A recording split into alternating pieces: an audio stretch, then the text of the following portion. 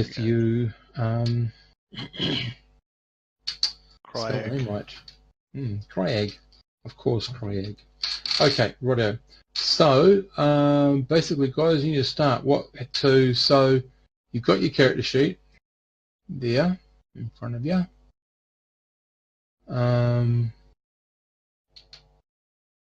So, basically, we're going to just generate the stats. So, you only roll 3 because the other 3 are determined by the first 3. So if you want to roll your first 3 stats, because you're going to put them wherever you want to, but you just need to roll 3 1d6s. 3 1d6s, okay. D. 2. 4, 6, 2. Okay, Lincoln, yeah. 4, 6, 5. Okay, so Lincoln, your stats, you've got a 4, a 6, a 2, a 3, a 1, and a 4. Because the other 3 are the reverse of what you've rolled. So Scott, you've got a 4, 6, 5, 3, 1, 2. So you're going to decide where they go on your character sheet: strength, intelligence, wisdom, dex, con, charisma. That's all obvious. You are playing humans at the start of the game. So humans get their special abilities. They either get to add a +2 to any one stat or a +1 to any 2 stats. You can only go to a max of 6 and a minimum of 1. And at a 1 you get a -1, and at a 6 you get a +1. And that's the only die modifiers for stats there is. Sorry, what did you say about the humans? Humans get either a +2 to 1 stat or 2 +1s. Okay. Actually, it's better to do the 2 +1s, but it's entirely up to you. So decide whether you want to. The other thing, fighters are as fighters, thieves are as thieves, magic users are magic users. Myrmidons are what's left over from sort of clerics. They become a bit more fightery and less clericy. They are going to get spells, but in this game, because the whole thing is that the gods have left the planet, you only actually get to, as a Myrmidon, power up first and second level spells. You're powering it from yourself, and the same with magic users. First and second level spells in magic user land are fairly well known. It's the third and fourth level spells that are very, very difficult to get hold of. Yeah, so anybody can try to do anything in this game. It's just that some classes will have a fighter will have a better chance at combat. Thieves will have a better chance at doing thiefly things. Wizards will have a much better chance at casting spells because no one else apart from the Myrmidon can, unless you've got a specific magic item. Hello.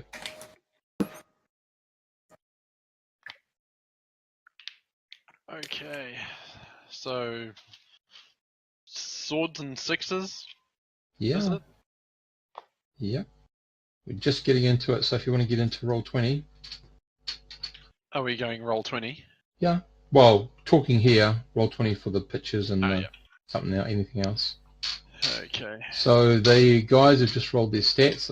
When you get into Roll20, you need you to roll me on the roll 3d6s and I get the reverses. Yeah. Yep.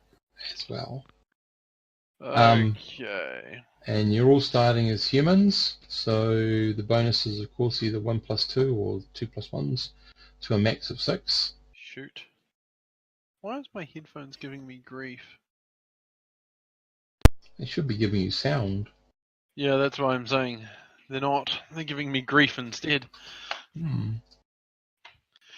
Okay, right. Stupid game. So, Lincoln and Scott, have you decided what sort of character class you want to play? All four are open. Just remember, Myrmidons. Sorry, you go. Yeah, I was thinking of going Myrmidon. Myrmidon, okay. Myrmidon. Yeah. So in this case, Andy, a Myrmidon is more like a As failed a cleric. fighter mage. Well, no, Oh, is it? failed cleric, yeah, because what I've done is I've changed it slightly to fit the backstory of the game. Okay. So after the fall, gods have left several hundred years ago. Something happened. Humanity, the world fell from grace from them. So the Myrmidons are actually allowed or able to power level 1 and level 2 spells at the moment, but through certain ways they do have access to level 3 spells.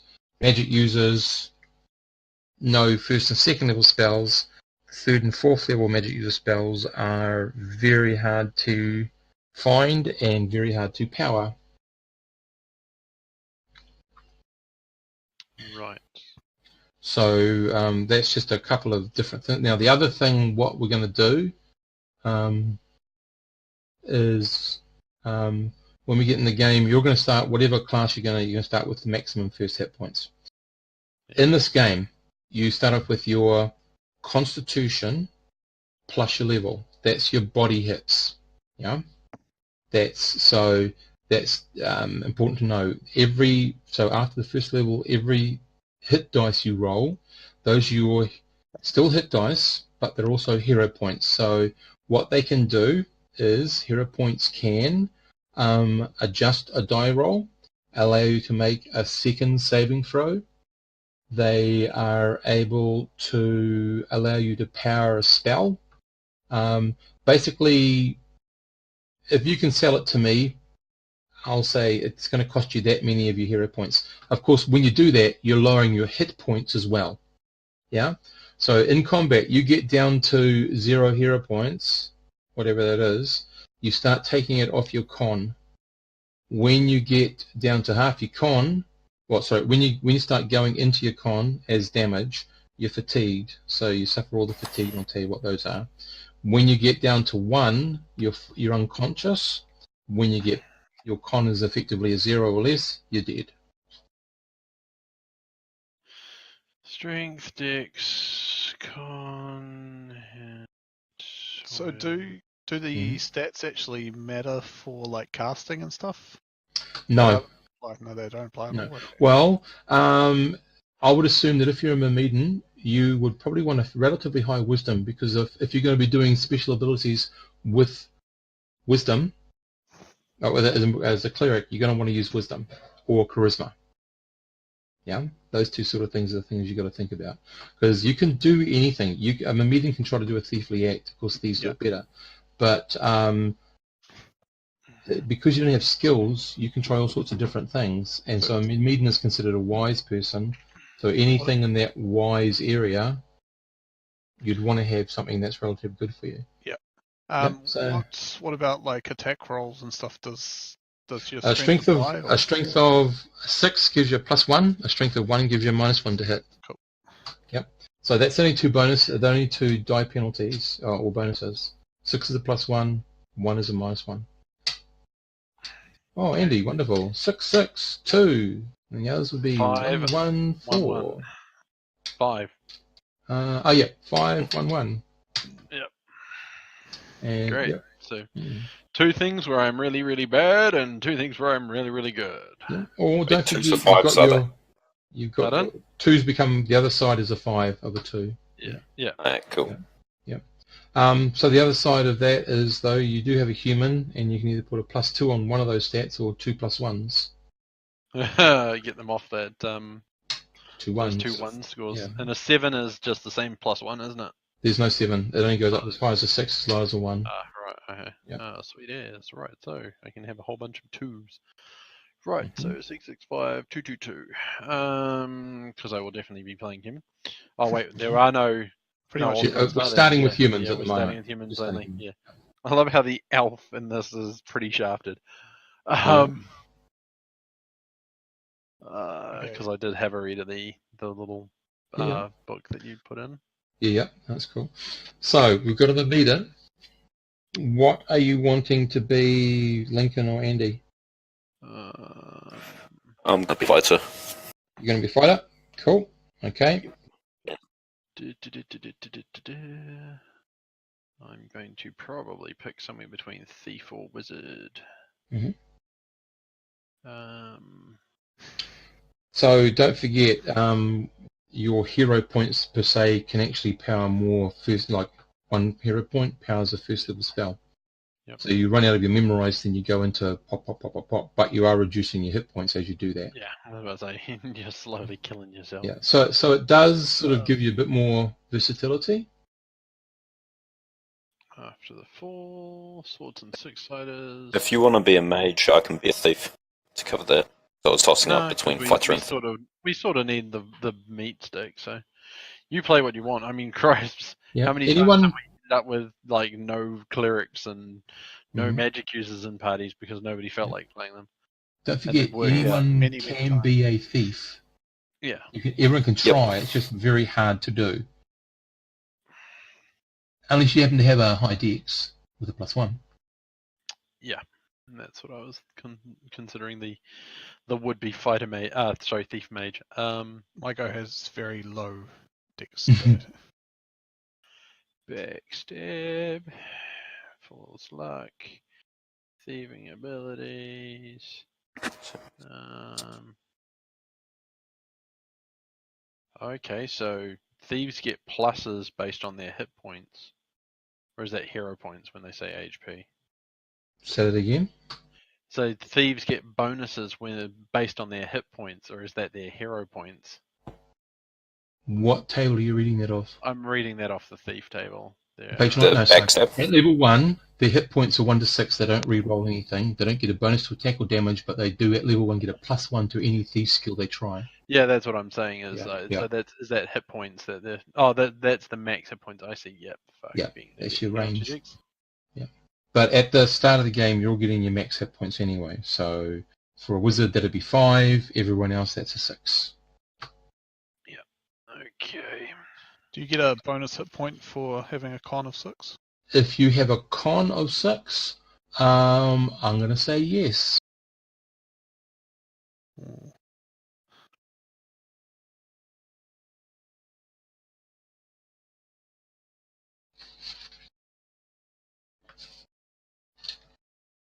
Returned with wounds and money. Train me in the art of dungeon fighting.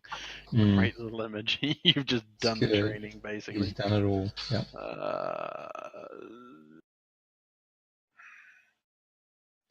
I almost want to 50-50 it. Actually, that is exactly how I'm going to do this. 1 to 50, I'm going thief. 51 to 100, we are going mage. Mage it is. Mm-hmm. Okay, so remember in this game, mages can actually wear light armor, and mages, as long as you drop the shield, can actually weld a helmet and a shield, but you need to drop the shield if you're going to cast a spell. You can't cast with anything in your hands. No. Yeah, that's right. So I'm actually going more primarily a fighter, but with a little bit of magic to supplement it. That's all cool. So just everyone will start off with that basic equipment, and then choose 1 or 2 weapons. Yeah. Just depends on what you sort of want. Obviously, if you're going to be laden down with stuff, I'm going to penalize your movement and all that sort of stuff, and it may end up penalizing all of your abilities because of the extra weight. Because they don't quantify everything, it's sort of left to sort of be hand ruled at the time, it'll be consistent, but it's just, like if you're wearing medium armor and you want to try to climb, you're going to have a penalty of 1 because medium armor actually restricts your climbing ability. And if you try to swim in heavy armor, you're going to drown, unless you can hold your breath really, really well. So it says here, Maiden, you get 1 first level spell. Now, I've changed the spells a little bit to sort of replicate priestly-like spells versus magic user-like spells. Okay. So, can you give me roll 1d6?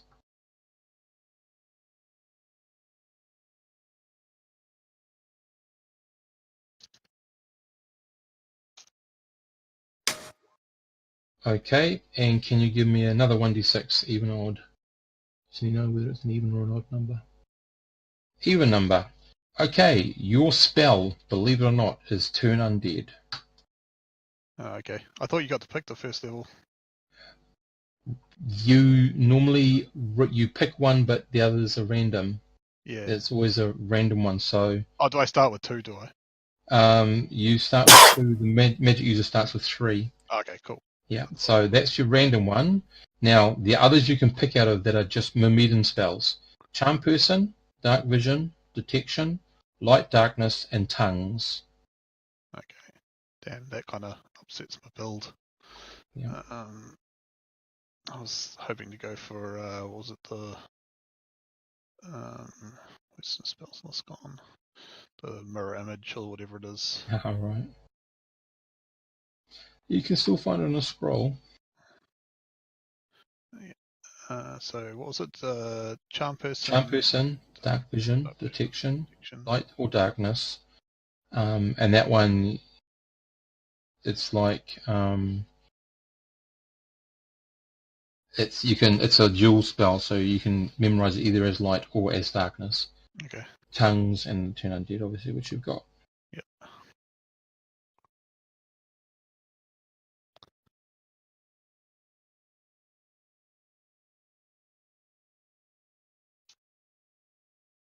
Sorry, was Detection one of them? Yes. Yep. Okay. Might go for that. Okay. Sweet. Stop. So Andy, can you Yup. give me a D6 followed by another D6? Okay, and another D6. Okay, Illusion is your first spell.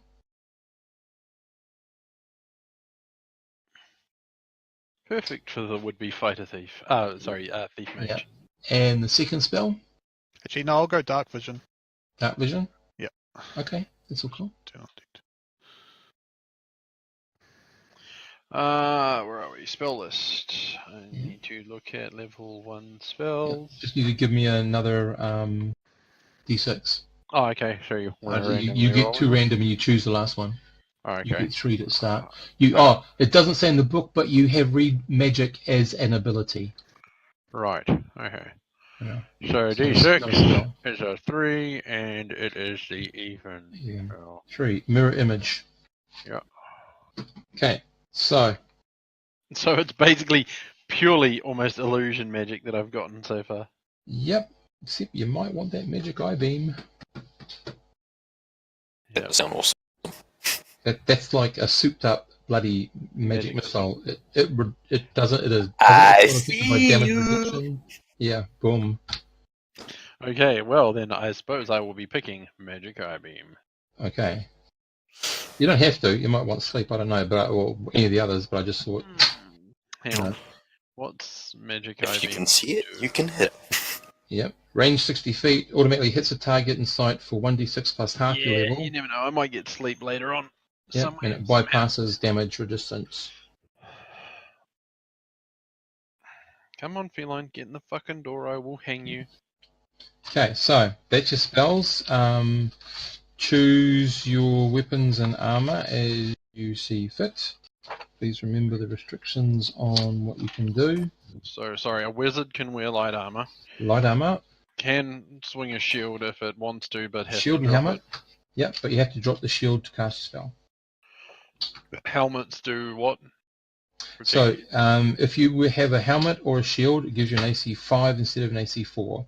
If you have a helmet and a shield, it gives you an AC 6. Your light armor, anytime you get hit, will take 1 point of damage off the damage that's done to you. If you ever hit, you always take at least 1 point of damage. So shield and helmet make it harder to hit you, but armor makes removes it less damage reduction, right? Yep. Okay. So, dexterity is my 6. Intelligence, I suppose, better be my other 6.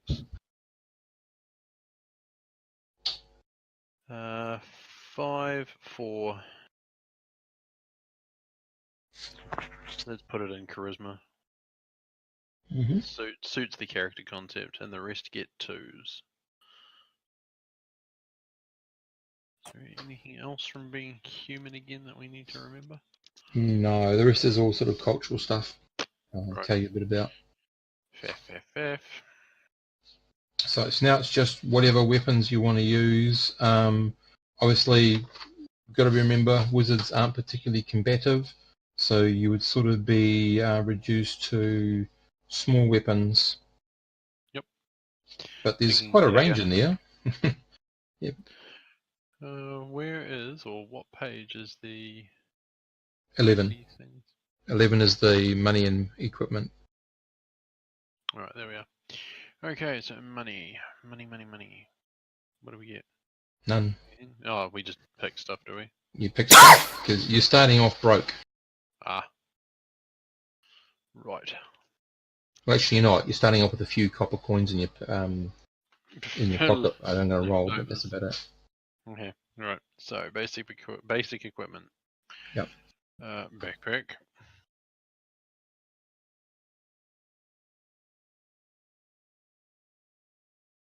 We don't actually no. For my job, rope would be useful. Lincoln, for your fighter, what sort of weapons are you sort of thinking of doing?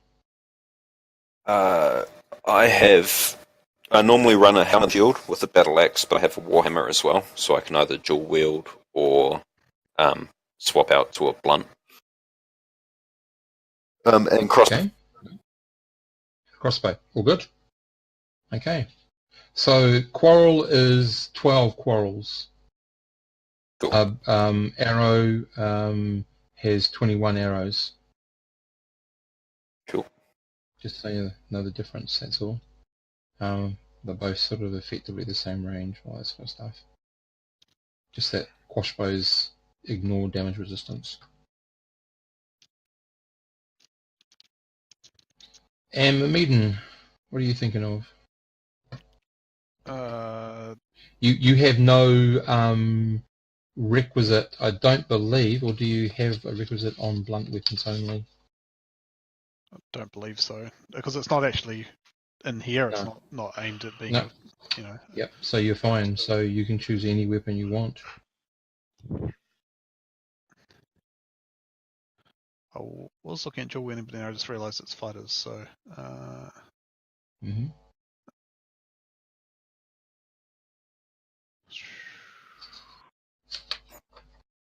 I might go for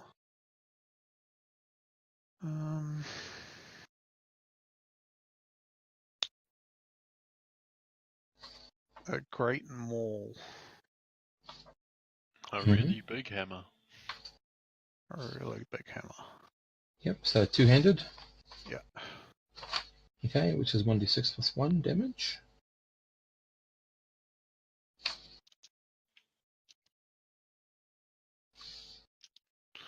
Which means I shan't be needing the shield. Makes you 5.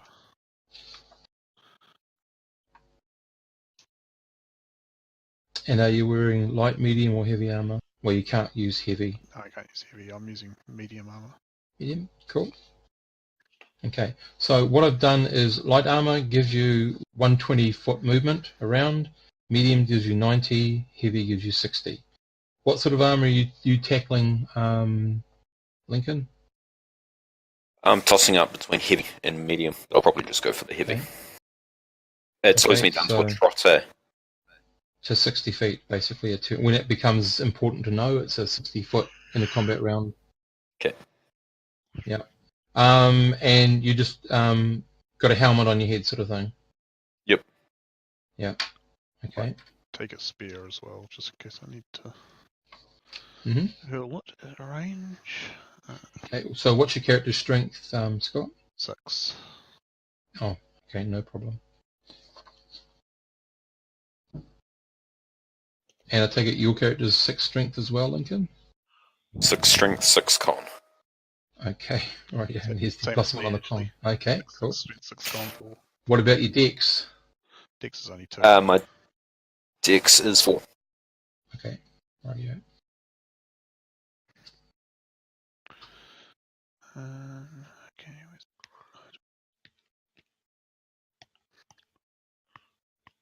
Okay, so if you go into your character sheet, you can actually fill that in when you hit the edit button and put your stats in there, because there's no character sheet in Roll20 at the moment for swords and six-siders.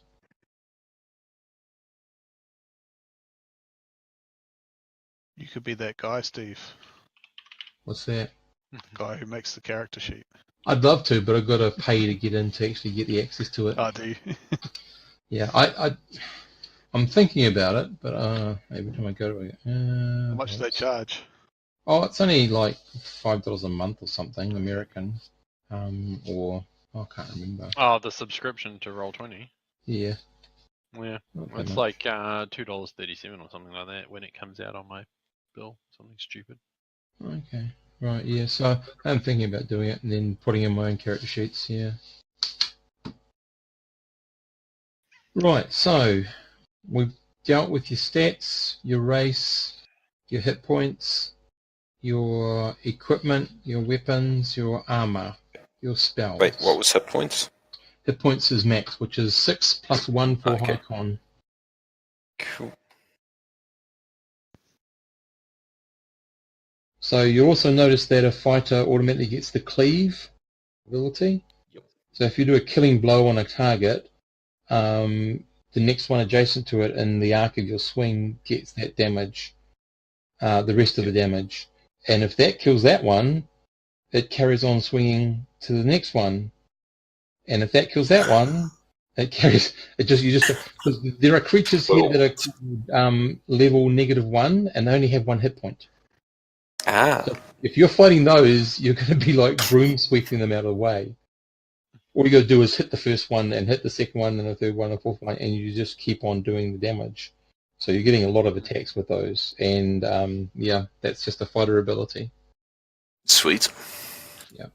Sounds like So a really the other Myrmidon ability that's not in the book that are written in, Scott, is if you were looking at page 16 of the book, it says that healing can only be done, apart from magical potion healing, in a town.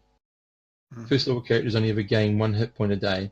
But if you've got a Myrmidon in your group and he's tending to you, it's the 1 hit point plus their level per day.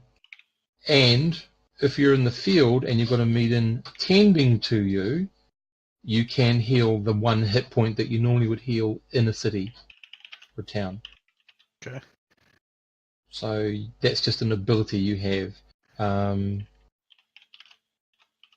Yeah, that's it. So gain an extra 1 hit point a day, essentially for. No, that's Maggie eating her food with him sitting right outside the door. Not quite, Andy. But anyway, thanks, Scott. So essentially, it's Talking 1 about extra my hit cats. point per day regen if characters are with me. If they're with you, and you are able to tend to them, they will gain 1 hit points as long as they, have their night's rest. Yep. Whereas otherwise they'd have to wait until they get back to some sort of town to do it. You just have an extra skill in that area. And if I'm in town, it's an extra 1. At the moment it's 1 plus 1, but when you're level 2 it's 1 plus 2. It's your 1 plus your level. And that's per night's rest. Doing nothing.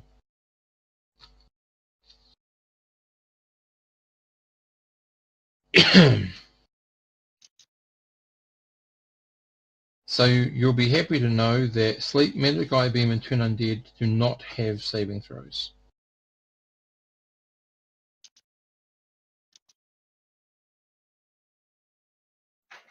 That is good to know, unless they're being used against us. Yes, but it's always nice to know those sort of things. Okay, so the rest pretty much is just the history and background of the game.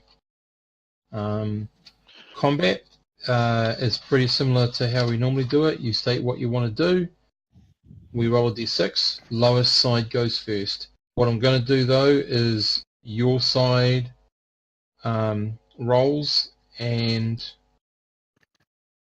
it's going to be ordered with if you have a dexterity of a +1, you're actually going to be going just that little bit faster than your group.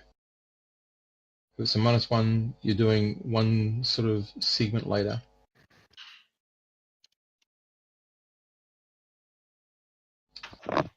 Cool. Yeah, so, and if it's tied, it's just highest dex first, sort of thing. Combat's pretty simple, so you state what you're going to do. First of all, I roll for a surprise, then if surprise is all that round's done, and it's the normal surprise, you can either move, make an attack, cast a spell. You can only do one of those things, or try to disengage. After the round of surprise, you go into initiative, and then you just keep going until either side decides to break off, or one side's the only side living. That's pretty much it. And it's like you go on the number, like as the other game, it's used to have, missile fire first, and then move, and then spell, and then melee, and all that sort of stuff. It's just you go on the number. That's it. With spellcasters, if you stay casting a spell and you get hit before it's your number, the spell's wasted. Otherwise, the spell goes off. That's pretty much it for that one. I think that's all the rules. And like I said, you can try anything, and it might be a saving throw, an ability saving throw, or it might just be okay, it sounds feasible that you'd be able to do that, go for it, sort of thing. Mm-hmm. So humans get, common plus one of their choice. It can be chosen during play, so if you want to leave that now, that's totally fine. For languages. Yep. So you speak common, and then the next one is oh yes, I've always spoken this, right? This is the first opportunity to actually be able to say that. Sort of thing, a little bit of retcon. Oh yeah, that's right. I speak that language. I'd forgotten. Yeah. God damn it. But once you've said it, that's it. That's yours, sort of thing. Iron rations last for a week. Water skins last for 2 days, or just a little over 2 days. Yeah, that's about it. Small sacks carry about 100 gold pieces of weight. Large sacks can hold up to about 400 gold pieces of weight. Torches last the obligatory hour. Oil and a lantern last the obligatory 6 hours, I think. Yeah, everything else is pretty much standard, what you'd expect. When you start gathering your money to go up a level, because you're using GP, not XP, you don't get XP in this game. It's all just either GP or treasure or stay alive. When you get back to a town, you've got to decide how much of that money you're banking towards your training, i.e. how much you're saving towards leveling up, and how much you're spending on daily life and that sort of stuff. That's about it, really, I think. Okay. Yeah, it's pretty basic, I tell you. If you ever get hit, or you ever hit somebody, even if the damage reduction takes it down to 0, unless there's some really good reason, every hit will always do 1 point of damage. Every 6 is always a success. Every 1, no matter what else is happening, is always a failure. Mm-hmm. Yeah. Talked about healing.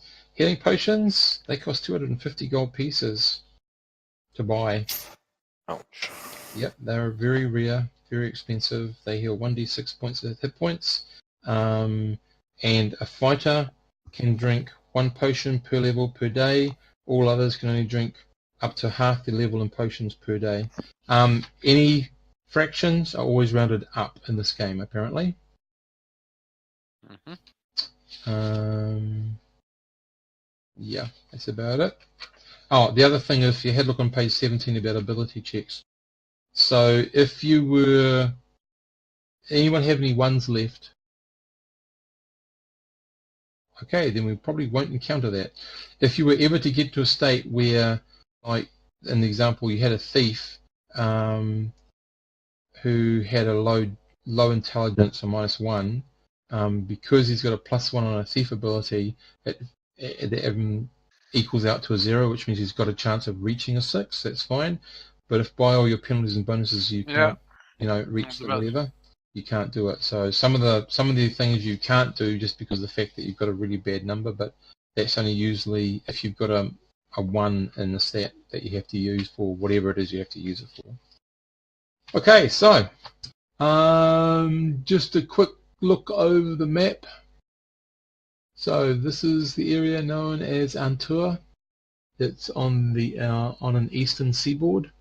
You are in the Goath forest, and you are approximately on the eastern shore of the Sage Rise River, or the Sage River, sorry. To the west is Sage Rise, which is a big sort of town, town almost city-like, that sits on the Blue Mountain Lake. The Goath Forest is a wild place. So a little bit of history that most people sort of know about this place is several hundred years ago, the people on this planet fell from grace from the gods. That's how the story goes. And the gods left this planet. So on that day, all higher magic ceased, all miracles ceased. A lot of stuff stopped happening. And there was a lot of infighting, grabbing for power and all that sort of stuff. So you guys have sort of come out of that in your little area of the world. I'll just give you a rough. So when you see cities, this is not a kingdom. This is all city-states. So just be aware of that. There's a couple of places of note. First of all, the first place is, if you go, so you got the Goath Forest, then here you've got the Zide Mountains.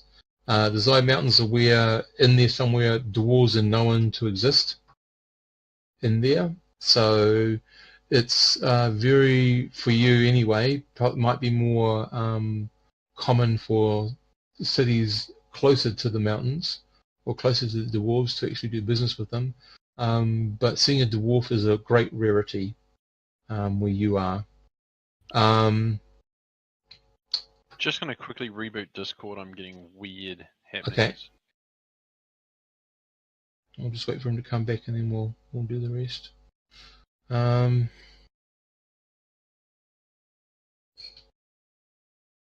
we go. Hopefully that's better. As you go further south, you've got right over here Tor Bridge, which is actually a commercial site. It's a bridge that spans a deep river, and it links this eastern part of this particular part of the world with the western part. The river, the Blindless River, is very deep, so you either have to go right above its source to go west, or you cross over at the Tor Bridge. It doesn't get wide and shallow until it gets past Keerditch right by the south. Belly Switch Lake. Belly Switch Lake is rumored to have an ancient wizard. It's supposedly fraught with great danger to actually visit him. But it's said that if one does brave these challenges and makes it through alive, and you're able to talk to him, that you can either gain great insight or great knowledge around the art of spellcraft. To the northeast of him, there's the Old Forest, and above the Old Forest is this place called Darkfold. Darkfold is a ruin.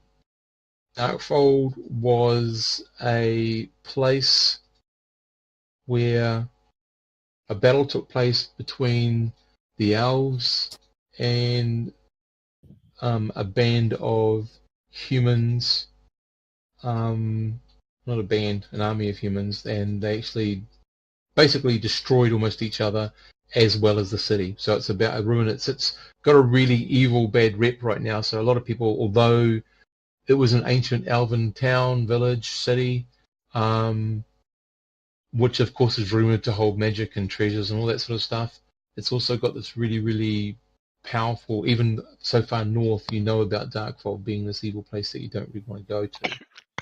On the shores, on the eastern shores, on the Greyhag Bay, the Greyhag Forest, which is this sort of range of pine trees, there is My Nid Shore, which is the last elvish refuge.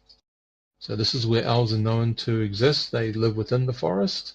I know it looks pretty sparse, but it is a pine forest. They do not welcome anyone inside the walls, but they do have a very small village that people can stay in outside of the walls of Mud Shore, should they travel there. The big place, Point Canvey, is a capital. It is the capital of the area, and it is a true city. It holds over 30,000 people. Of course, it's rife with all sorts of things, but that's the place to be, sort of, if you want to be in amongst all the action. The other places I've noted around there is the Moonbale Delta, which is this sort of swampy area here. Again, said to be the dumping ground of a whole lot of weird experiments that happen in Point Covey in the recesses and dark places. You usually find whatever's sort of been not wanted dumped somehow in the Moonbale Delta. London, which is this walled town here, actually belongs to a southern kingdom, and it's sort of a diplomatic centre between the north of Antaur and the southern kingdom. Sorry, Steve. Do you think we can see the map on the screen, or? Yep. Because Should I be can able just see to. Sageford. Sorry? I can only see Sageford. Okay, cool. I've been looking at the map because it had. Yeah. It's just when I heard him, Yeah. I was just pulling it up, and then I heard him say this town here, and I went, oh, hang on. That's okay. There you go. Better? Yep, much better. Okay, so you're way up here. Okay? Yep. You're way up there. So the Zide Mountains, of course, are all along here. The Tor Bridge is over here. Valley Switch, right at the bottom, where the wizard is supposed to be. Darkfold is up over here. Minded Shore is over here. Point Cavey, just a bit south of that. The Moonbale Delta up there, and then Landon itself is over here on the bottom right. So you'll see in Greyhag Bay, just a little scale, that's the day, how far you can travel in a day on a road. So that's good travel. So you can double that if you're riding the back of a horse, or halve it if you're riding on the back of a horse and you're not on a good road. The roads follow mainly the rivers, unless, like I'll point out that there is a sort of a bit of a road that links up to city-states. But that's the area you're in. So to travel from where you are down to Point Cavey by foot would take you the good part of about 3/4 of a month.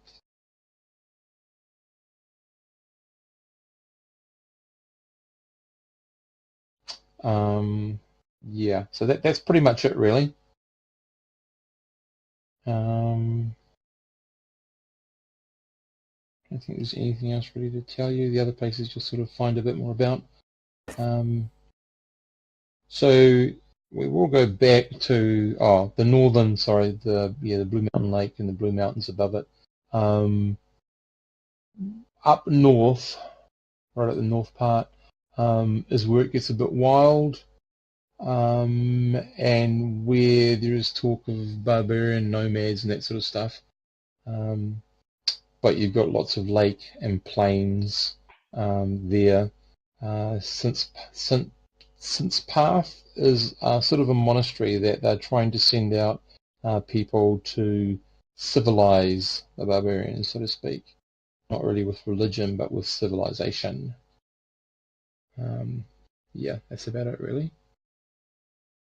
So we will now, now we'll go to Sageford, and I'll explain a bit about Sageford.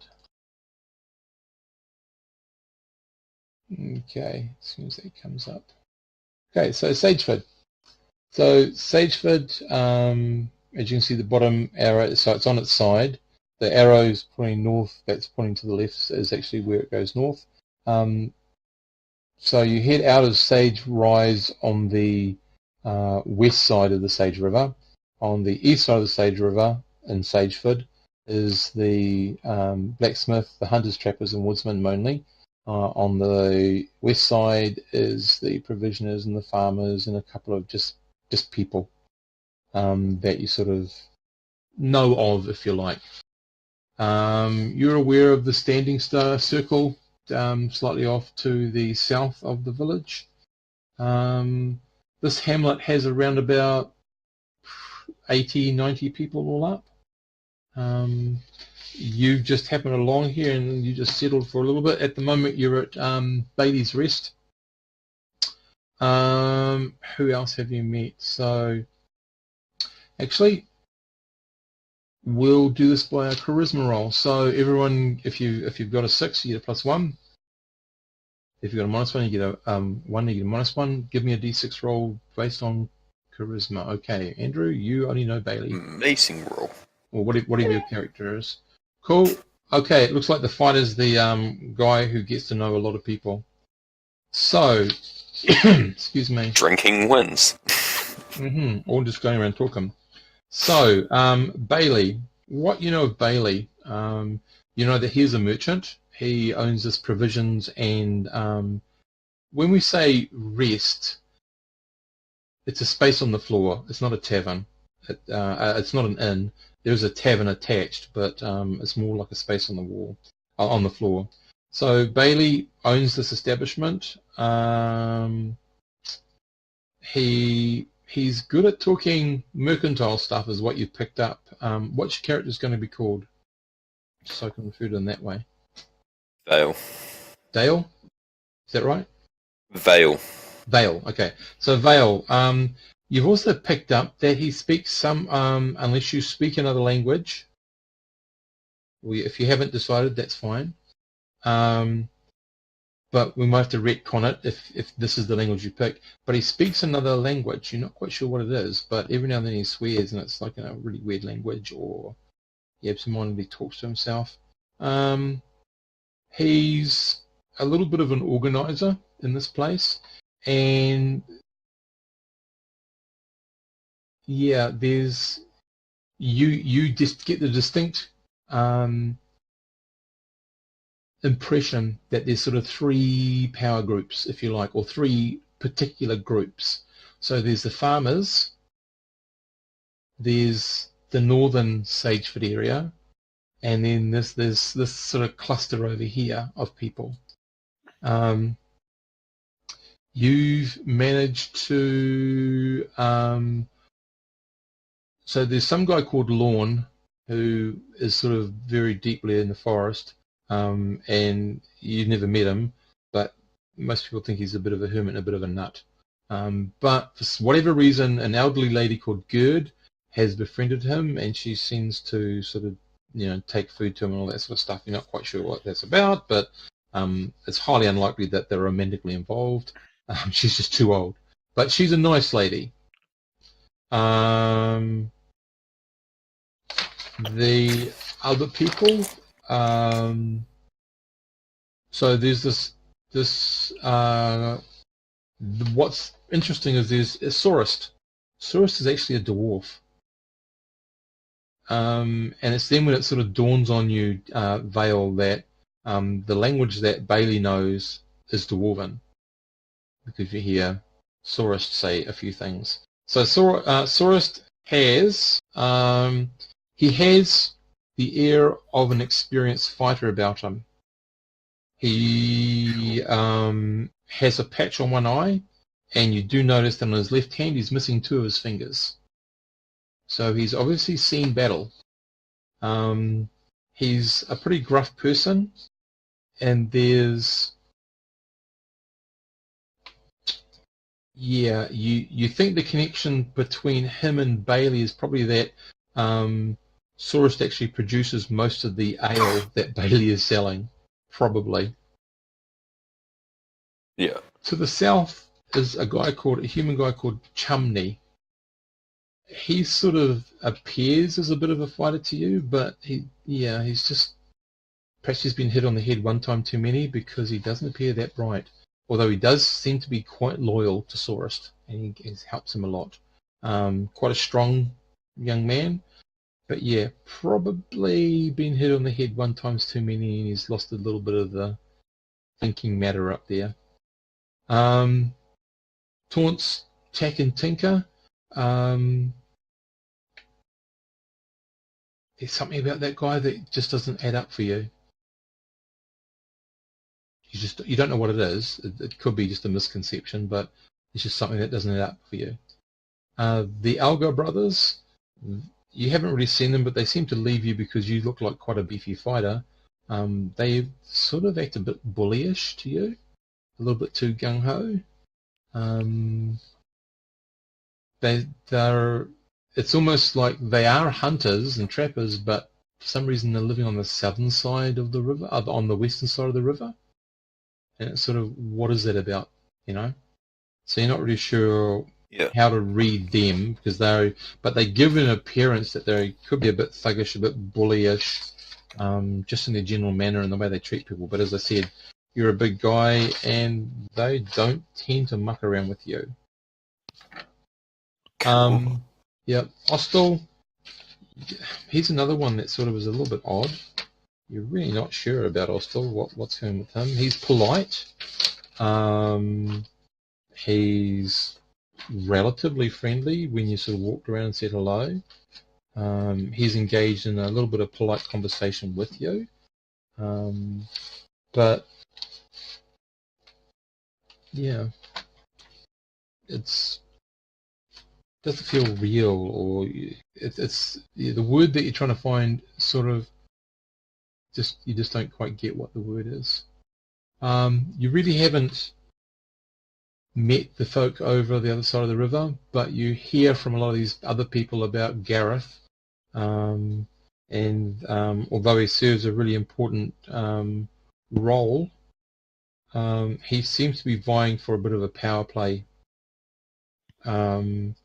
which has sort of set him a little bit odds. So Bailey's place is sort of treated as a sort of a neutral ground, if you like. There's Terrell, who's a farmer. He's got 4 sons, or has 4 sons, yeah. The oldest is married and stays in the small house by the big house, which is there. And the youngest one stays there. The second eldest also lives with him and his wife, but the one in between the youngest and the second eldest has gone to seek service in some military in Sage Rise. That's all you sort of get out of Bailey. So you share this information with your friends, and that's sort of what you sort of, after sort of a week of staying in town, that's what you've got. Vale, you have 2 copper pieces left in your pockets. And so basically, Bailey's been charging you a copper piece just to sleep in the room. That's all. So you've had a place to sleep in, but if you're going to buy stuff or eat stuff or whatever, you have to pay for it. So you might have meagerly used that, but you've only got 2 copper left. Scott, what's your character's name? Good question. 3 currently. What am I going to call him?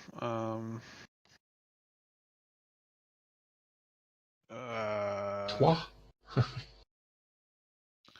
Crack. Cruck. Okay, Cruck. Cruck, you have only, unfortunately, 2 copper left in your pocket. And Andy, your character's name is? Oren. Oren. Oren has, again, only 2 coppers in to his name. So we've got Oren, Bale, and Kruk. How do you spell in Kruk?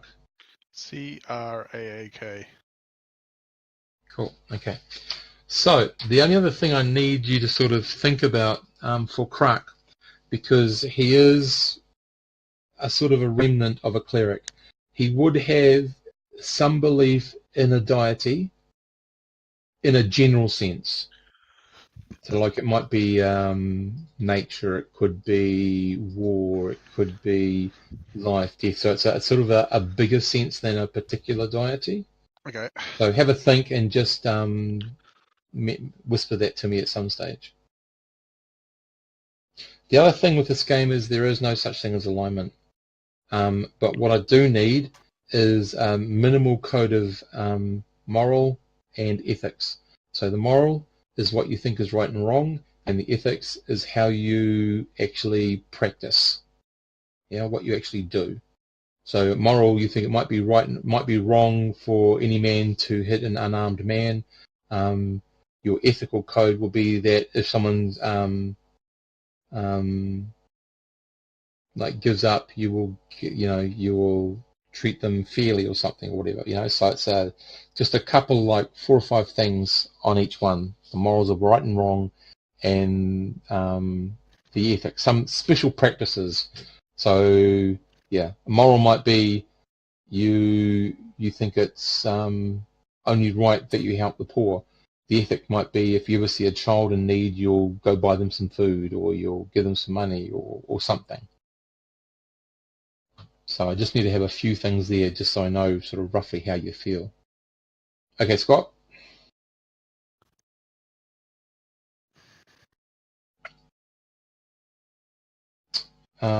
So basically you're sitting,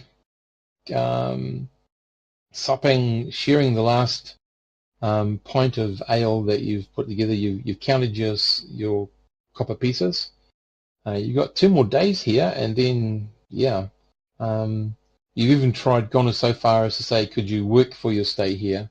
It's a small town. Bailey really can't afford that sort of thing. He appreciates your dire need, but he says, I can't run a tab. Many people are transient. I might never see the money again, and I'd be a very bad merchant if I decided to make business that way. So he has been generous. Although you've paid for stuff, he has been a bit generous with portions and drinks and things. But he has told you, when the money runs out, he expects to be paid, sort of thing. No matter, it's time we hit the road anyway. Yeah. So on this particular afternoon, you do hear some of the people coming in. Every now and then the trappers do sort of come in, and the woodsmen do come in to have a drink and all that sort of stuff, and get a few provisions if they can't get it off Gareth.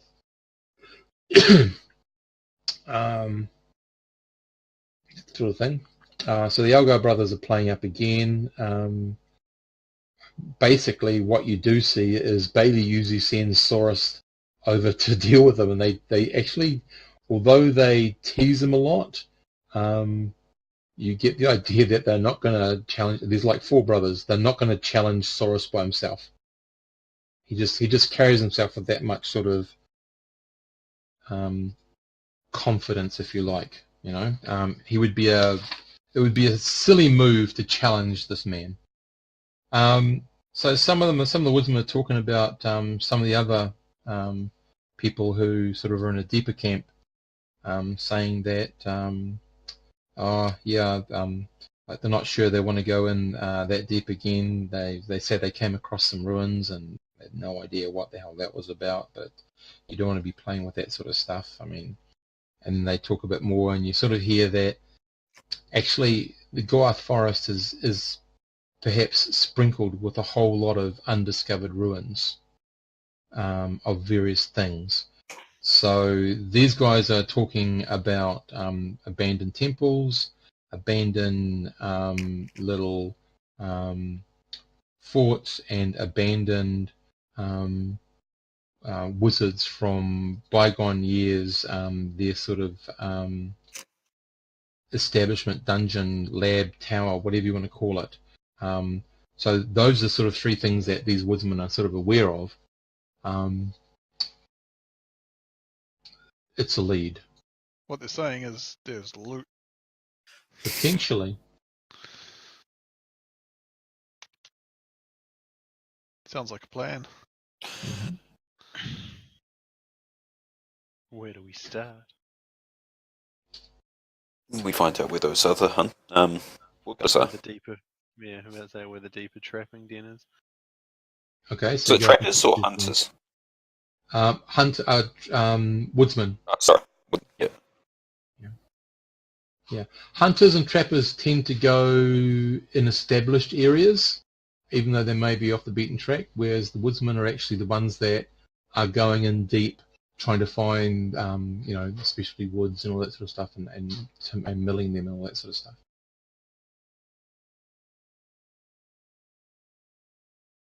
So the hunters and trappers will have a good lay of the land, but they don't have a wide area, whereas the woodsmen don't have that great a lay of the land, but they cover a lot more area. Yeah. Yep, so you go up to the woodsman, is that what you're going to do, and ask or whatever? How many woodsmen are there? Oh, there's around about half a dozen. Crap. How much ale does a copper give? A pint. Not that much. Well, depending on how quick you drink a pint. Mm. You are poor, gentlemen. Yep. Yeah. Brokers. Yep, I'll approach them. Mm-hmm. Sorry, fellas. I overheard you talking about some deeper woodsmen seeing some ruins or something like that. I was wondering if I could be blunt and just ask where those deeper woodsmen are. I might. Several of them sort of look at you and look back to their food and drink. One of them says, "You don't want to be going there, son. Dangerous stuff." Yes, but there is generally also other things in there. Things that I Along can with the sell. dangerous stuff. Yeah. What have we got to lose? Mm-hmm. So there's one guy that says, "Well, I could tell you, but it's going to cost you." If we were wealthy men, do you think we'd be after a lead like this? Mm-hmm. Well, If we make it back, we can make sure something comes your way. how do I know you're going to come back?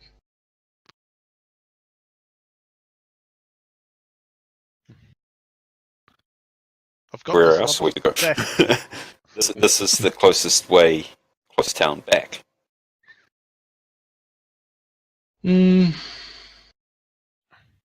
Okay. So he basically tells you to follow the road heading into the Goliath Forest. He says after about 3/4 of a walk into the forest on the trail, you're going to come to a branching. You need to take the northern path. You follow that for another day. You'll see an oak tree that's got a bough that's a crooked bough that looks almost like a square branch. That's where you go off, and if you follow a northerly direction off that for about another half a day, you'll be there. So 3/4 of a day to get to the Northern path. intersection. Half a day, another day to get to the oak tree, and then half a day to get to the, if you want to go. That will get us to the other woodcutter's camp. It'll get you Where's to that? roughly where the ruins are.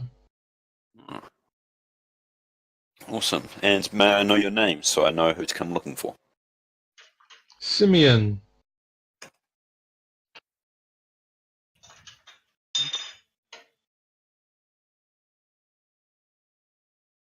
Oh, did my headset just cut out It's again? it's the evening. No, It's afternoon, afternoon. Yeah. early afternoon. So you can make your way now if you want to. We'll get a bit of the way in. Oh, well, thank you very much for that, Simeon. With luck, we'll see you sometime soon. He sort of laughs and says, "Yeah, well, I don't think I'm going to get a drink out of it, but yeah, good luck." Cool. So head on back to the other guys. hmm This is where we need to go, and hopefully we'll be able to find it. hmm So are you spending another night in the tavern, or are you sitting out early in the morning, or are you going to head out now? What's the weather like? We can't It's even a fine afford to day. stay tonight, can we? Or is Yeah, you can afford to pay for the room. Alright. The room being 1 copper a night each, so I'll Yeah, just well, it's my vote to but head it's out warm. now. But yeah, I'd say head out May now. as well save the money and head out. Okay, Just in case we need anything else later. okay, that's all cool. So you say your farewells, head over the ford. You have to ford the ford. There is no actual bridge, so it's just a bit of area with a lot of rock and silt that they've built up, which has sort of made it a bit more passable. So take your boots off, roll up your pants or whatever, I don't know, or go in wet. It's up to you. So you get over the other side. Yeah, it already feels like it's a bit more rougher. But anyway, you start walking into the Goath forest along the trail. So you go along till it's dark, or do you go along before an hour or so, half an hour before it's dark to set up something? Try and find the branch. I would have thought would have That's been way too far away. Oh, is Yeah, it? yeah. Okay. 3/4 of a day walking to find Oh, the split in the path, and then Branch. it's a further Yeah, day from yeah, there for the tree. yep. Okay. Okay. We'll go until we find somewhere suitable for camp. That's well, Yeah. once it starts getting darker. Okay. Rightio. I love forests. Yeah. So tell me, how do you set up your camp in the forest?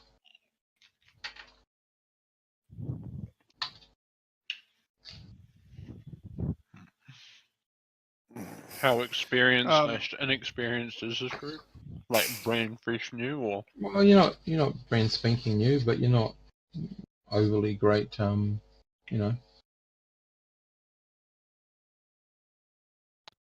I guess we'd just find a spot that's got a little, a few trees around hmm to provide a little bit of cover, Sure. and yeah, Something just that would either be a wind shelter and or could hide a small fire so that we yeah, can cook. Preferably off the roadway itself. hmm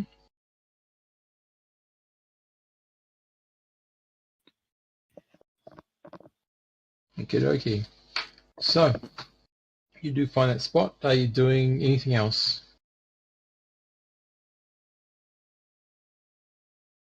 Fine. And Well, are we having a fire or not? only long enough to cook would be my thought. hmm Cool. In which case, make sure that's cleared and we ring it with stones or something like that. We don't want to. Okay. Yeah. Well, you'd have a lot of light. Yeah, doing anything else after you've had your meal? We'll have watches. Getting Okay. rid of any scraps, further along than we were. Rightio. Who's doing what watch? I'll take the middle watch since I've got dark vision. Okay. Just need to know, that's your memorize spell for today? Yep. Okay, and what's your 2, Andy? Mirror image and magic eye beam. Okay, radio. Cool. Don't forget, you can use the other ones, but it's going to cost the hero point, part of your hit point stuff. Should you need to or want to. Hmm. Okay, so who's taking the first? Who's taking the last? I'll take first. Okay. Rightio. Sweet. Well, that's a bit crappy, isn't it? Okay, you're on your watch, Vale, and it's like the I have dawn's my not armor quite in on the it. sky yet. So it's still in that darkness, and all of a sudden you realise there's these little things charging at you, making little like almost squeaky yippy sounds. They're about 2.5 foot tall, short, sort of reptilian-like humanoid things. Quite skinny. They're only about, not much. And they're sort of welding badly made spears. And they do have a drop on you, so they're charging towards you. Two of them actually get close enough. You've got enough sight to say there's roughly half a dozen.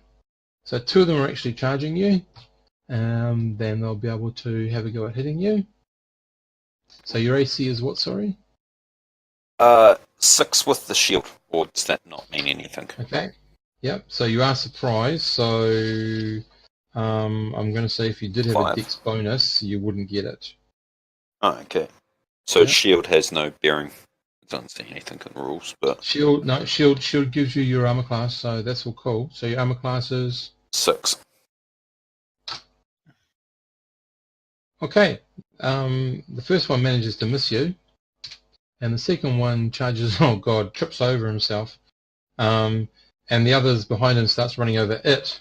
It doesn't seem to move. So we'll go into initiative, whether you want to wake your group up or not. What do you intend to do for initiative? Do you intend to wake them up or just fight the battle yourself? I will scream. Well, how many are Around about 5 now. there? May as well wake them just in case. Okay. So I'll scream up and at them and step towards them Okay. if I can. Okay. Yep. So you're going to be trying to take on all of them and All hope of that them. the rest of the group. Yeah. Okay. While they're getting up. So you guys, you will wake up, but you'll act 2 numbers behind whatever Lincoln rolls. So Lincoln, roll your initiative on a d6, and as long as you can get a 1 or a 2, you're fine. Simultaneous. Okay, they got spears, so they're going to go first. So the other 4 have a go at you. That guy trips over. That guy trips over. One guy manages to wallop you with a hit, and the other one manages to trip over. So the guy that wallops you, so you've got a 3. so you've got medium or heavy armor. Heavy, so I've got a 3. Okay. 2 points of damage to you. As the sort of the spear manages to slide into perhaps your lower left hip. Ow. Mm. You filthy little bastard. Yep. Yep. So you get to go next, and then on a 5, the other 2 get to jump up and do something.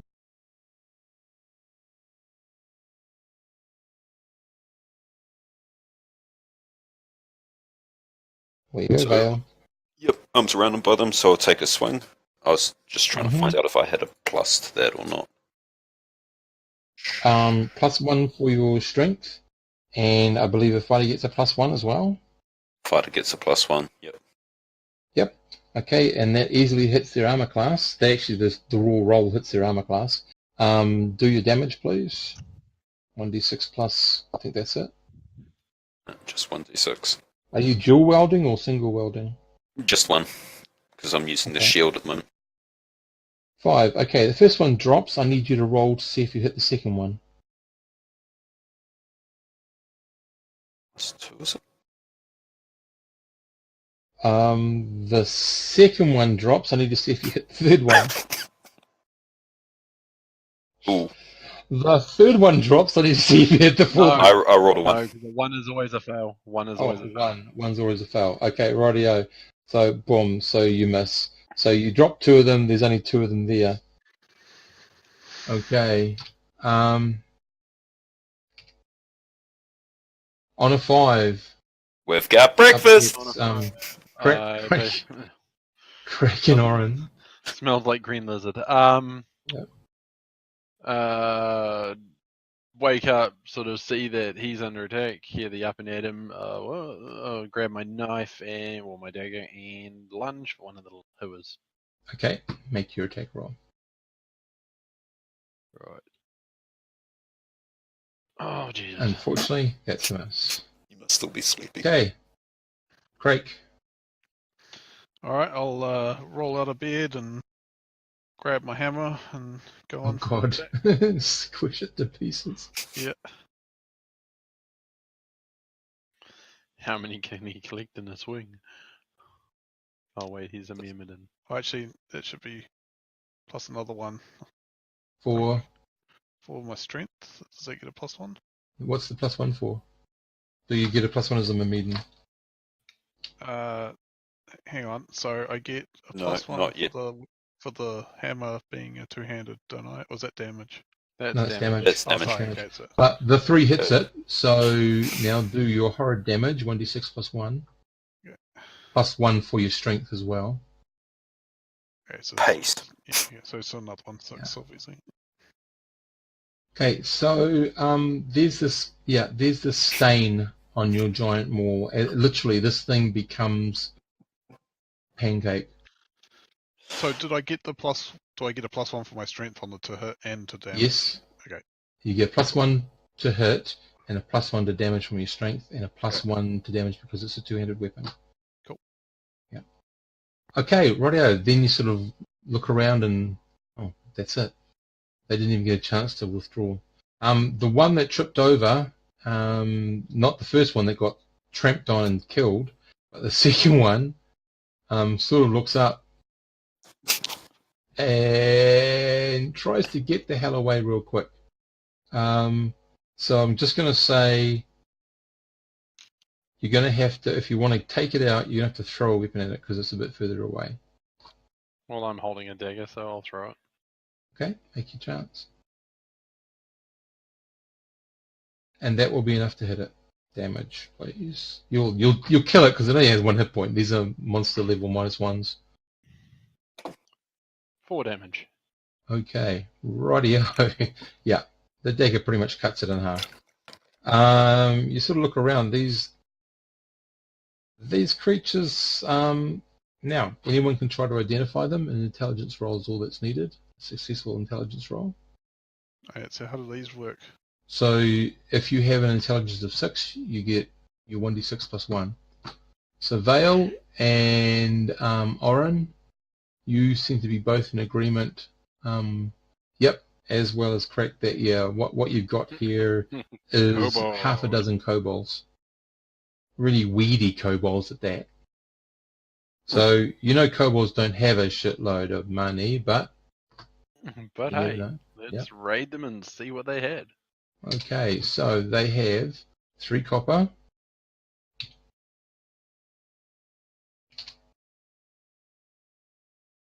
2 silver, Ooh, riches.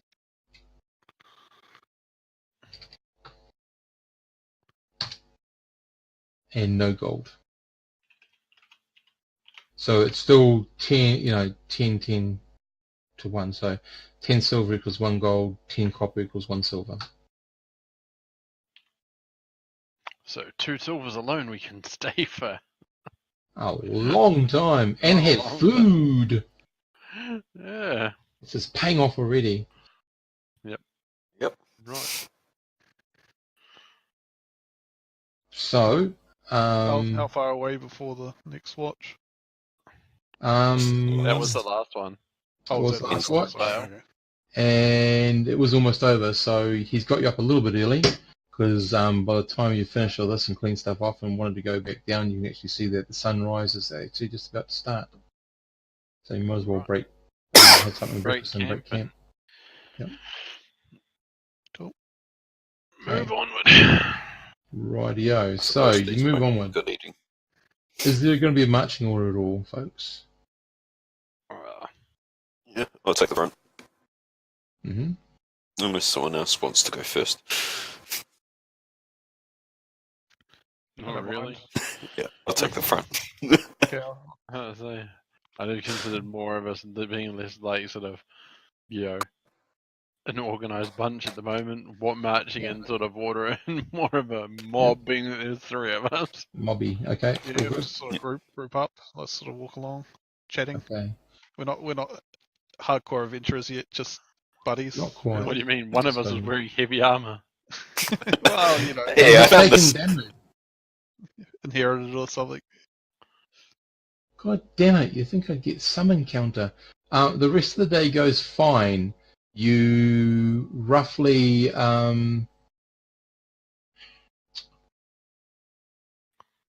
around about 2/5 of the day in, you get to the branch in the road. You follow that. You carry on, and sort of by the evening, you've gone a fair pace. You think roughly late morning tomorrow should get you to the tree that's going to take you off the beaten track and into the forest to find what you're looking for. Awesome. Right. So are you repeating sort of the steps from last night? Yep, basically the same thing. Okay. Are you Well, doing also- anything, Mameden? Yep. Steph, whenever we're travelling, at the moment, I'll keep an eye out for any form of game or anything like that as well. So if I happen to see anything, then dinner. Okay, give me a roll. Give me a roll. D6 roll. And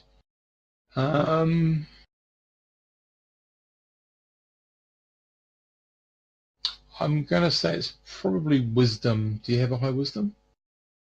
My wisdom is 3. Not a 6. Okay. Okay, so you find a rather small, skinny-looking rabbit. It's really not going to fill your stomachs that well, but it will fill it with a little bit, so it's a bit more supplemental. Fresh meat. hmm Cool. Okay, so it wasn't a complete. So this is the other thing. You can have degrees of failure and degrees of success as well. Mm-hmm. And you can actually succeed, but have something bad happen at the same time. And also have something horribly fail, but get some sort of bonus at the same time. Okay, so you settle down for the evening. You're following the same sort of watches. Mm-hmm. Is the Craig? Are you doing anything else before you settle down for the evening? Not that I'm aware of. Would you mind looking at the stab wounds? Or does that have to be right after Oh, that? sorry, I didn't realise Yeah. you got stabbed even. Yep. So it'll depend. If there's no encounter tonight, you will have had the rest, and because he's looking at it, you'll get back a hit point. Yeah. Cool. Okay. Here we go. And the night goes through. You're very lucky. So you get back a hit point. It's morning. You've had a much more restful evening. No troublesome little kobolds to deal with or anything else of that nature. No free But- monies. Yeah, no free money, unfortunately. The track, just so you know, is just discernible here. Yeah. It's very akin to more like an animal track than anything else. And I guess I'm saying that Vale, because you're in front, you have some sort of, I don't know, expertise, or perhaps, I don't know. It could be anyone else, but it's something that you, as like a skill sort of thing, you might want to try to develop. I don't know. You get up, you travel, and it's just shortly before lunch when you decide to sit down. And it's a good place to sit down and have lunch. You actually come across this oak tree with this really sharp-looking branch, roughly where you need to be. So your animal trail is sort of crossed with another animal trail. Does that other one head north? the trail sort of goes in a sort of a roughly if you're heading in a sort of an east-west sort of direction, it's sort of roughly at a perpendicular, so it's probably in roughly north-south direction. Cool. Because Oh, if this is the correct tree, we need to head north for about half a day. Yeah. So you'll after having a break, you set on. Is that right? Yep.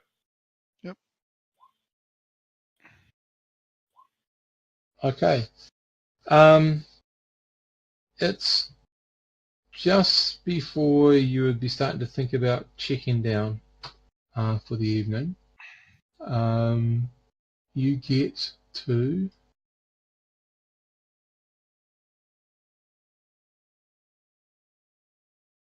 okay.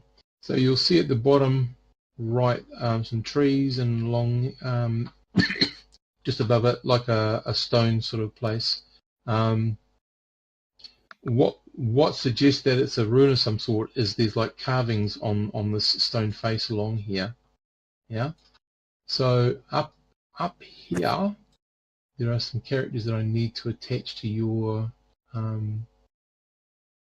sheet, so to speak, as you move about in the dungeon. So I just need you guys to think which one you want to take, and then I can attach it to whoever. So Vale, which one's going to be I'll grab the axe and shield dude, because that is exactly what I'm using. this dude? Sorry, this dude. Yep, that's the one. Okay, give me a second.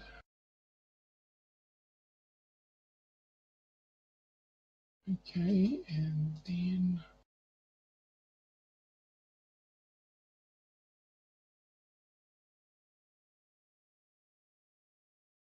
see if you can move him. Yep. Cool. Okay, Thank you. Oren or Craig? I'll go. I'll take the dude in the black with the. Okay. So you're talking about this one, Andy? Yep. Yep. Okay, give me a sec.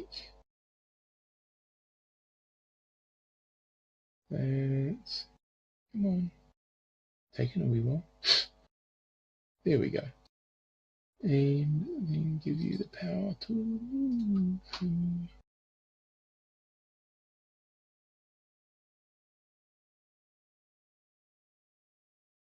Okay, all good. And which one are you going to take for Craig? Okay, all good. So first of all,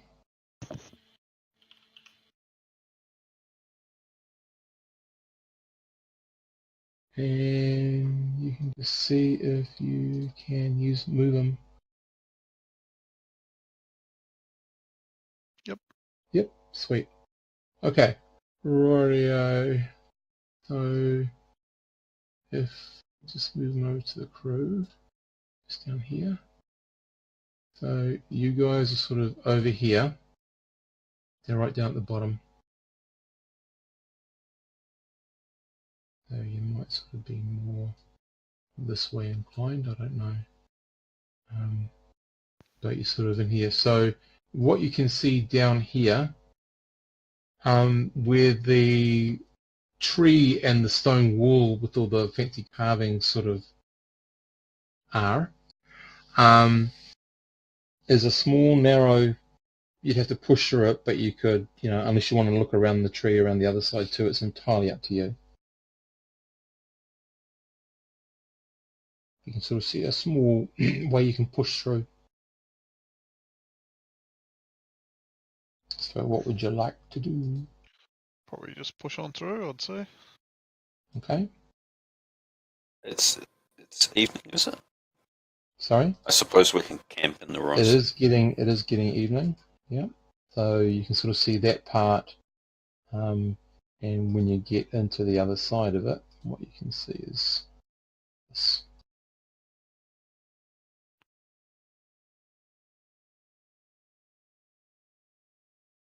You sort of see all of that in there.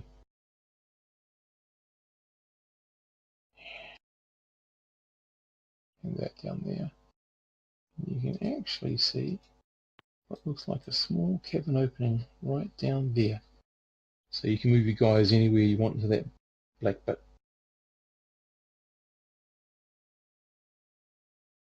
It is evening, so you might want to know where you sort of park yourselves up for the evening, or whether you want to do something else. So, Cavern you know, openings down here, is it? Yep. what was sort of, despite the fact it's so hard to see, is Sorry, sort of yeah. in that area there? It's just ground with rocky face. That's all. If that's a wall, The I rocky reckon we face, camp the rocky here. face goes up around about 30, 40 feet. Yeah, if there's a rocky face, then I say we sort of camping under this sort of ledge. Yep. We've got the big Is it a tree. climbable or It's possible it's a to face? climb up. It's so it's a face more than a slope. Yeah, it's possible. And Craig, are you going to stay where you are, or you want to move in with them? Yeah, I'll move with them. Okay. So that's where your campment's going to be? And whoever's on watch, I suppose, will sit. Can keep an eye on the entry. Okay.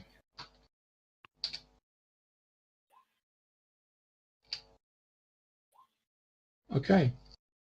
You go through the night with in no issue. Craig, I take it you're still looking after Vale? Yep. So that's another hit point you've healed back, and in the morning you wake up refreshed and ready to go wherever it is you wish to go. Cool.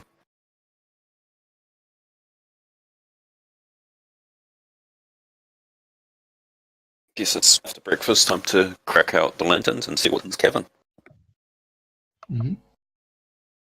So in the morning light, although it's high and narrow, you sort of can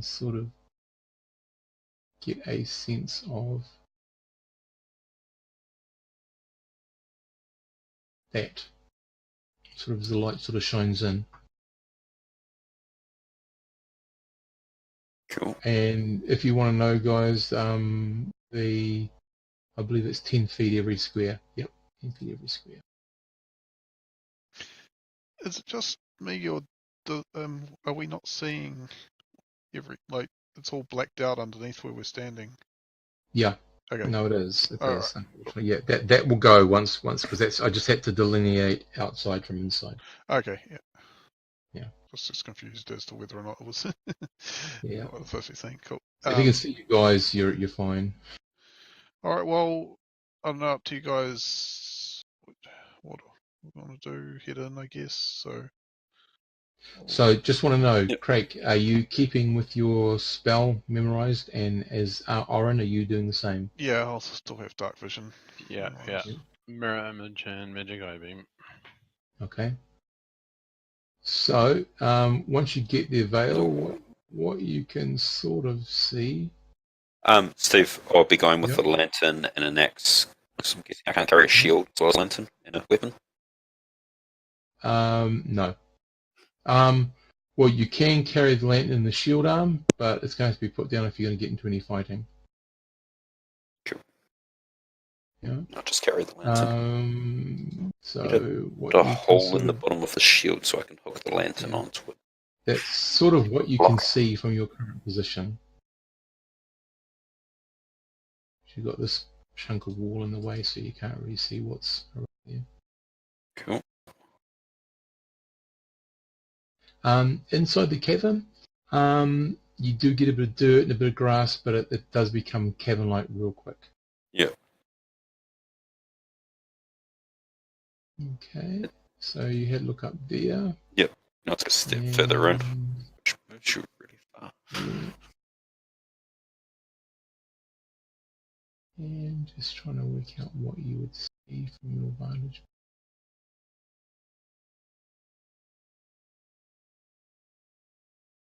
Yep. So that's sort of the area you can see at the moment. Oh, you'd also be able to see back in here. It's just Yeah. a little Stuff that I Alright. pass. just off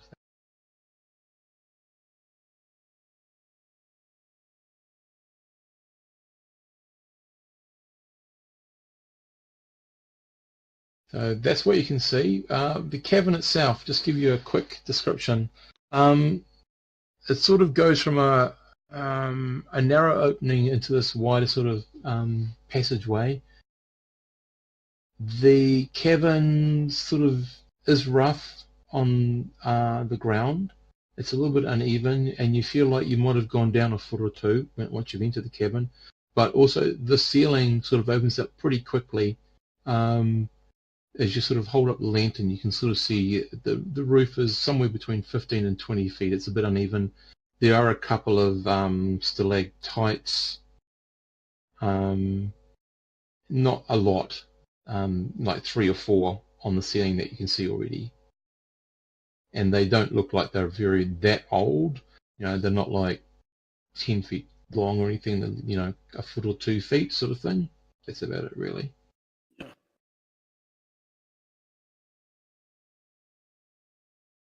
What was up this way, or is that a walk? Okay, so you had a look down there. I can't move myself to look that. I would have stopped earlier. No, that's cool. I Kind of jumped it. Yeah. So down here, it just seems to be a little passageway. It's a dead end. Cool. Carry on then, just a little bit so I can see around that corner. Mm-hmm. Okay, well, once you get to there, you can see also that, and you'd see. Those doors? No, there's no doors. No, that's the dead end. Yep, pretty much. Fairly regular dead end, but yeah, it is a bit odd. Like, looks flat and flush compared to the rest of cave. Yeah. Cool. What's up with that? Okay. Give me a d6 roll now, please, Vale and Craig. Cool. So, we're going to go initiative. Perhaps, I don't know, either you saw it or Oren saw it, but suddenly one of these stalactites detaches itself from the ceiling and starts falling directly towards you. So, Craig, since you're in the middle... Oh no, Oren, since you saw all this, can you roll initiative for the group, please? 1d6. And yeah, okay, they go first. Okay, you guys get your full dex and or armor and everything else. Okay, so they just drop and fall on you. They get a plus. Do they get a plus in anything? +1 to hit. So a 6. So Vale, what's your armor class? 6. 6. Okay, it hits you. Doing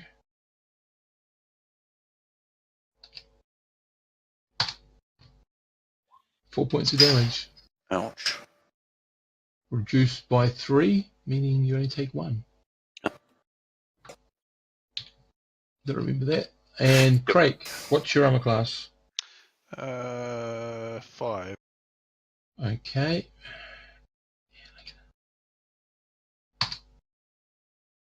And it misses you. You manage to step out. Yeah, weirdest looking little creature you've ever seen. It looks sort of like a stalactite. When it hits the ground, it doesn't break or anything. It sort of shudders, and you can sort of see it incredibly slowly starting to move away from you. Alright, crush it. Okay, look at the hit roll. You hit. Damage, please. Do you get any bonus for strength? That's with my bonus. That is with your bonus? Yeah. Okay.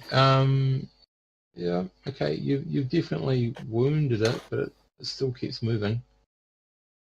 Can't seem to do anything to you. Shall smash the one that's next to me. Yep, Vale, where you go. That's a miss if you pull your bonuses on that. Yep, that is with all my bonuses. That's a miss.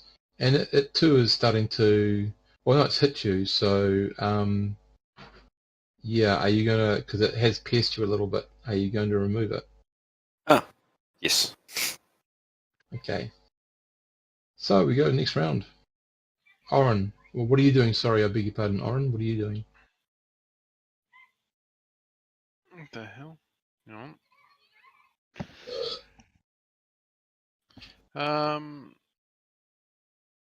Right.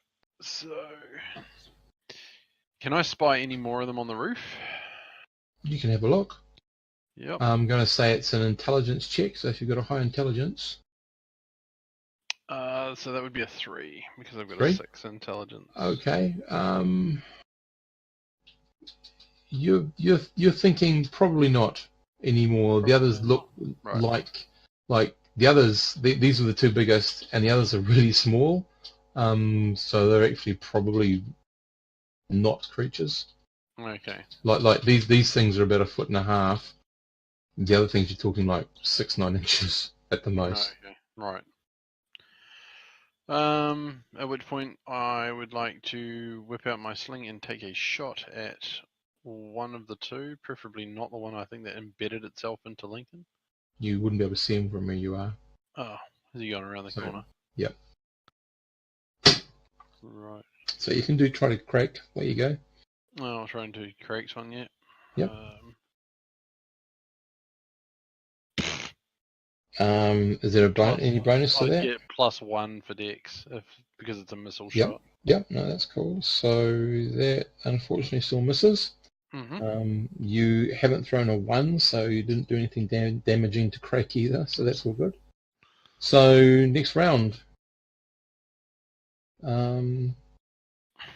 What'd you roll, Craig? Oh, it was an accidental click. Okay, so if you roll your initiative, D6, and don't forget if you do have a dexterity of 6, you get to take 1 off the number. Okay.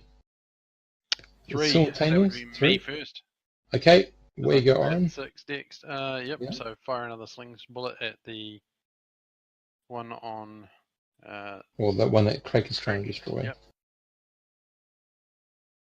It's a hit. For 3 points And of damage. that makes it stop moving.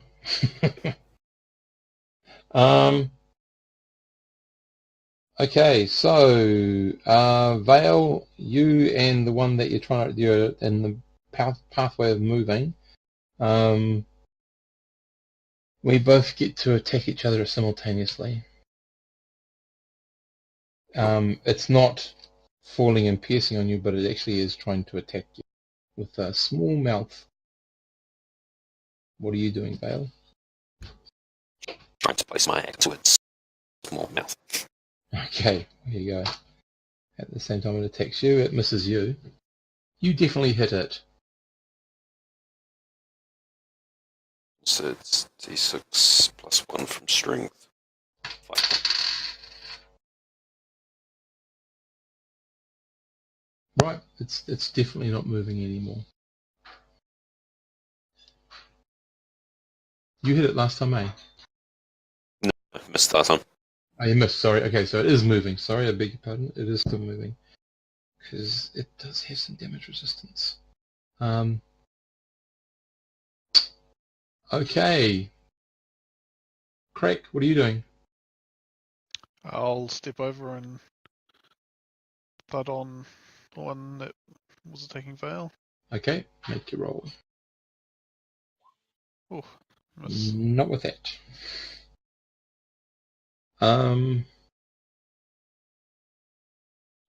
We go to initiative, and then Vale, it's up to you to roll initiative for your side. Oh, 5, come on. Get a lower number. You've easy got it. Okay, so even though you can't go lower than a 1, Andy gets to go first in the round. Okay, so carefully we will be stepping up to somewhere just up here-ish. Okay. And so he was the one that was attacking him on ground when I veer around the corner, or? Craig, it was on the ground. Vale's got one sort of, he's got it, he's trying to pull it out of him, and he's trying to attack it with his axe at the same time. Oh, okay. At which point, I'm sure I will be able to make it up there, but I'll draw my dagger, come up next to him, and attempt to sort of grab it and rip it off him. Okay, make your roll. So, to hit roll, first of all, just a to hit roll.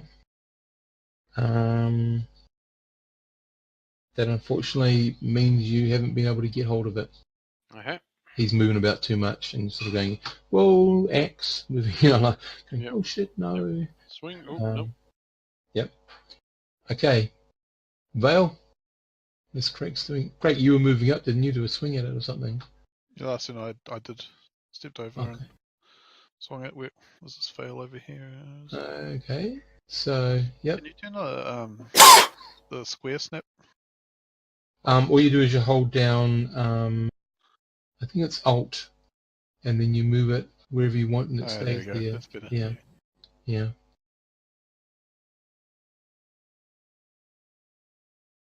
Okay, where you go, Craig. Alright. That'll hit it. Yep, and damage. That'll kill it. And it sort of just flops and it's sort of hanging off you, Vale. You sort of got to pull it off you very carefully because you suddenly realise that if anyone was to rip it off, that actually could do a bit more damage to you. So you just quickly or slowly sort of gently pull it off. Carefully pull it off. And then kick it away somewhere. Yep. Yeah. No, the other one's still crawling away slowly, isn't it? Or is it? No, they took care of it, I think. Okay. Both did. So I can't use this one as a spear. No. Cool. Yep. Just throw it away. Yeah. What the fudge is that? Okay, so everyone gets to make an intelligence roll, but there is a penalty because these things are a little bit weird.